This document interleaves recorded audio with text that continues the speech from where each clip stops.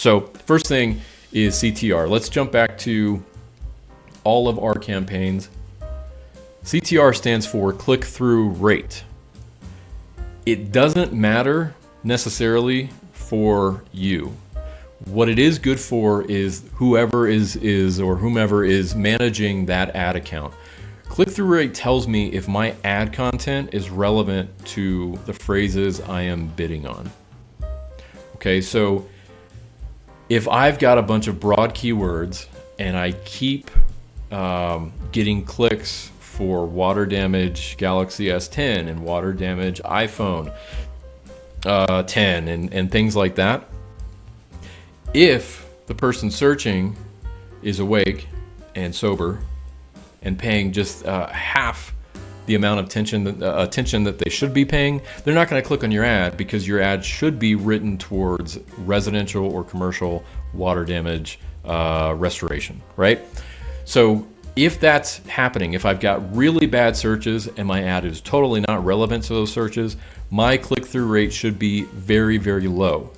Google says anything over 1% is a good click-through rate. I aim for 3.5% or higher with my ad. I've used the same ad content for about a year and a half now. It doesn't fluctuate very much because I have tested ad content over the years, and what I use works. So very rarely, unless I've got a client coming to me from an industry that I know nothing about, that's the only time I'll do A/B testing with my ad content. So I will occasionally get a client who, well, let's see your ad content. Let's, oh no, it shouldn't say this, it should say that.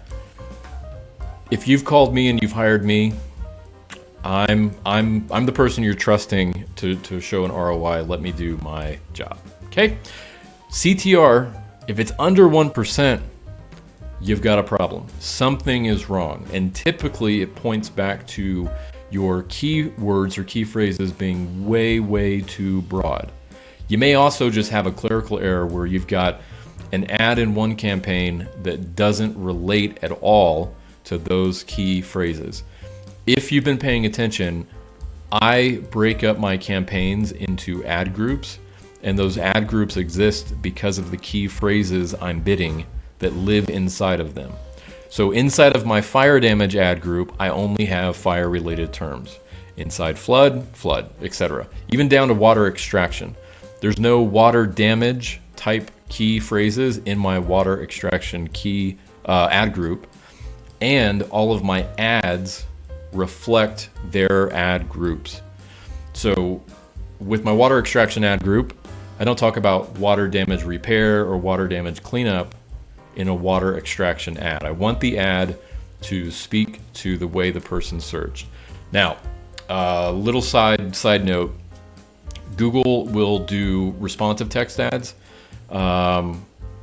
They actually started doing it for Amazon years ago, and it did catch on.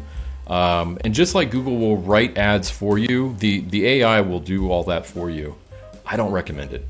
I have tried it in multiple accounts over the last couple of years.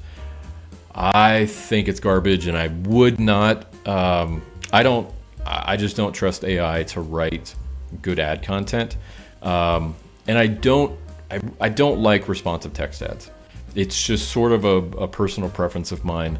Again, I have tested ad content over the years. I have found what works for this industry, and for now, I'm sticking with it. If I see my CTRs drop, that will be telling me, you need to modify this somewhat.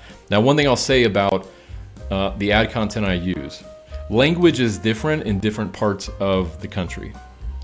I don't use flood-related keywords or ads around the Gulf Coast. In Louisiana, people don't have floods in their kitchens. Why? Because they've lived through floods and they know what a flood is. In upstate New York, you might have your kitchen flood, but 1.5 inches of water in your kitchen or 1/4 inch of water in your kitchen in New York, while it's a flood, is not a flood in Louisiana.